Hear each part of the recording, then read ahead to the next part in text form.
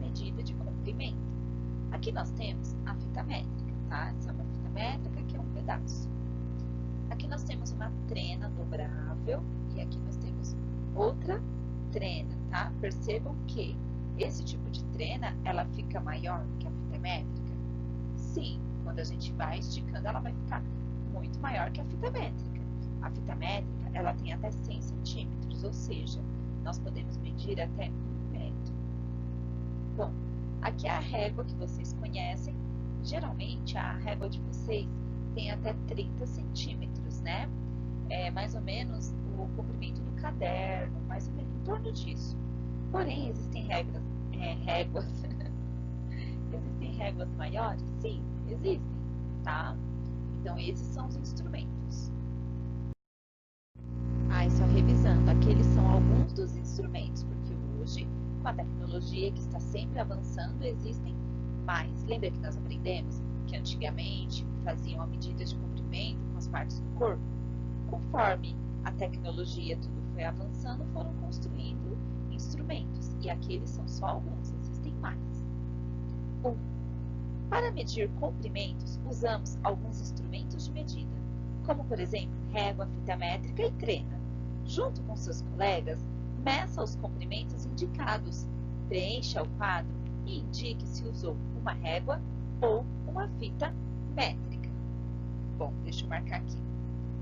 Se vocês, por acaso, tiver na casa de vocês uma fita métrica ou até uma trena, o ideal seria que você tentasse medir, que você manuseasse esse instrumento, tá?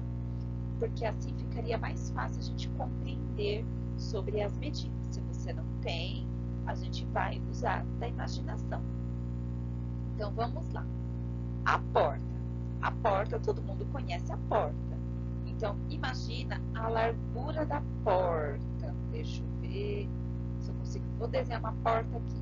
Essa aqui é a minha porta, linda.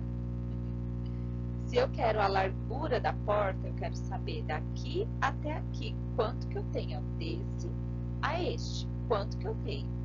Bom, como nós não vamos medir, então a gente não vai colocar aqui o resultado. Se vocês medirem, vocês podem colocar o resultado, tá? Nós vamos marcar o X no instrumento mais adequado a ser utilizado nessa medida. O que seria mais utilizado? A régua ou a fita métrica? Se a gente usar a régua, uma régua não vai dar para medir. Ou nós temos que ter mais de uma régua, ou nós temos que colocar a régua, marcar onde ela parou e continuar a medida com a régua. Mais ou menos como eles faziam antigamente com as partes do corpo. Isso vai nos dar uma medida precisa? Não, pode ser que haja alguns erros. Então, se nós usarmos a fita métrica, a gente vai conseguir medir de um lado ao outro com mais facilidade? Sim, por quê? Porque a fita métrica ela é maior, então o ideal seja que a gente use a fita métrica. Então, coloque o X na fita métrica. Quem realizou sua medida, coloca o resultado aqui. Nesse ponto. A altura da porta. A altura da porta, nós queremos saber daqui até lá em cima, né? Geralmente dá em torno de, acho que 2 metros. Eu acho que isso, 2,10. Porque geralmente é a medida padrão. Se você mediu, coloca aqui, 2,10. Deixa eu colocar aqui. Eu estou colocando uma medida que geralmente é a padrão, mas não necessariamente. Podem existir portas maiores e portas menores.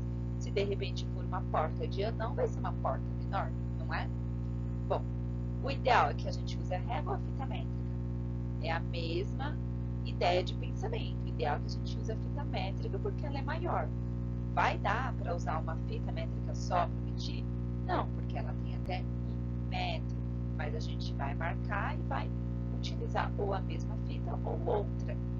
Porém, se fosse a régua, teríamos que fazer isso muito mais vezes. E a sua altura? A altura de vocês? O ideal é medir com a régua? Não, né? Porque vocês são maiores que a régua, né? Muito maiores. O ideal é medir também com a fita métrica.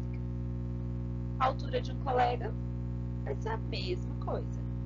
Se você não tem como medir a altura de um coleguinha, pode medir a altura do irmão, da irmã, do pai, da mãe, tá bom? O comprimento da lousa. O comprimento da lousa, nós não estamos na escola para fazer essa medida, mas só de imaginar a lousa da escola, o que seria o ideal? Usarmos a régua para medir ou a fita métrica? A fita métrica. Se você tiver uma lousa em casa, pode realizar a medida e marcar aqui, tá? Deixa eu colocar aqui, ó. É aqui onde vocês vão marcar. Se você tiver como medir, você marca aqui onde eu estou pondo o quiz de amarelo, tá? Nessa coluna onde está escrito resultado. O comprimento do tampo da carteira, sabe a carteira que vocês estudam? Também não tem como nós medirmos porque estamos em casa. Porém, se você estivesse na escola, o que seria o ideal? Medir com a régua ou com a fita métrica? Com a fita métrica. Daria para medir com a régua? Sim, até porque o tampo da carteira ele é menor, né? Tem como a gente medir com a régua, só que ele é maior que a régua. Então, se a gente usar a fita métrica, fica muito mais fácil e mais preciso a nossa medida. Então, o ideal é que seja com a fita métrica, tá? A largura do tampo da carteira, também a mesma coisa. O ideal é que seja com a fita métrica, porém, por ser menor, dá até com a régua. Mesmo assim, ainda continua sendo maior que a régua. E o comprimento da caneta? Já o comprimento da caneta, o ideal, a gente pode medir tanto com a fita quanto com a régua, mas tem como a gente medir com a régua também, tá? Aqui, crianças, seriam os instrumentos utilizados. Como nós não estamos na escola, fica um pouquinho mais difícil. Então, eu adequei assim, fiz a adequação o que seria melhor, o que seria mais ideal, para a gente utilizar nessas medidas. No caso, a régua ou a fita métrica. Então, aqui a gente utilizou esse pensamento para fazer essas respostas. Se aqui você não tem como medir, você pode deixar em branco. Se você tiver como medir ou com a régua, você marca, tá? Eu medi, por exemplo, bom, a carteira da escola não tem como, mas eu medi a minha altura com a régua, tá? E aqui você troca o X pela régua, tá? Eu só marquei aqui que a gente utilizou a linha de pensamento no que seria o ideal. Questão A. Você mediu sua altura com a régua ou com a fita métrica? Por quê? Então, você vai colocar aqui o que você mediu. Eu medi com a régua. Por quê? Porque eu só tinha régua, né? Tudo bem, você pode colocar. Agora, se você tiver fita métrica e conseguiu medir, tá? Uma resposta pessoal. B. A régua é um bom instrumento para medir a altura da porta? Por quê? A régua é um bom instrumento? Não, porque ela é muito menor que a porta. Então, nós teríamos que usar mais de uma régua ou teríamos que colocar a régua, marcar onde nós paramos e dar continuidade. Isso poderia nos dar uma medida não precisa, não correta, né? Então, a régua ela não é um bom instrumento, tá? Porque ela é muito menor que a porta. O ideal é que seja nem uma fita métrica, porque a fita métrica também é menor. O ideal é que seja a trena. Então, a resposta é não, porque ela é bem menor que a porta. Aqui era para ser a questão C. Compare os resultados das medidas encontrados com os resultados de outro grupo. O que vocês perceberam? São diferentes ou iguais aos seus? Nesse caso, a gente não tem como comparar o que a gente então, assim, ou a gente colocaria nos comentários, mas ficaria muito difícil. Então, aqui nós não vamos responder. Questão D, que está aqui como B. As portas de nossas casas medem normalmente 2,10 metros. Há jogadores de basquete que chegam a medir mais que 2,15. Como eles devem fazer para passar pela porta? Quantos centímetros de diferença há entre porta e um jogador de basquete? Há entre a porta e um jogador de basquete? Bom, vou marcar aqui uma coisa, né? Que a gente sempre analisa quando fazemos probleminhas. Toda vez que a gente vê a palavrinha diferença, a gente já deve ficar atenta a uma ponteira subtração de menos, tá? Por quê? Porque toda vez que pede a diferença entre dois números, é uma continha de menos. Eu vou dar um exemplo. Você tem 8 anos. O seu irmão, ou o seu vizinho, ou o seu primo, ele tem 5 anos. Se você quer saber quantos anos você tem a mais do que o seu irmão, o que você vai fazer? Geralmente você vai lá e já faz nos dedos. 5, 6, 7, 8. Ótimo! Já descobriu que você tem 3 anos a mais que o seu irmão, certo? Se você tem 3 anos, o que você teve que fazer aqui? Você teve que fazer uma conta de menos. Porque se você falou que você tem 3 anos a mais que o seu irmão, você fez nada mais, nada menos do que a diferença entre o número 8 e a diferença entre o número 5. Você fez o cálculo da diferença entre esses dois números.